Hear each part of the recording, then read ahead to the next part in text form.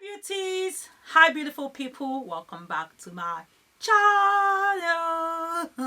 Thank you guys for tuning in. Thank you so much. I hope you're poppy. In today's video guys, I've got Nigerian bridal gele and makeup transformation for you. Okay, it's been a while that I've done bridal gele and makeup or anything gele at all. I got my beautiful auntie, she's gonna be my muse for today. I did the gele and makeup transformation on her. Guys, you're gonna see her. She's so beautiful. Guys, she's popping. I hope you guys are gonna love this video. Please do subscribe to your girl.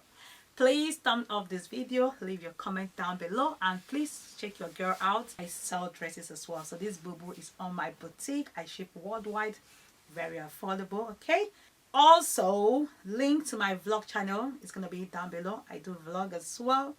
Yes, do check your girl out. Okay, so enjoy the video and don't forget to subscribe to my channel if you haven't already.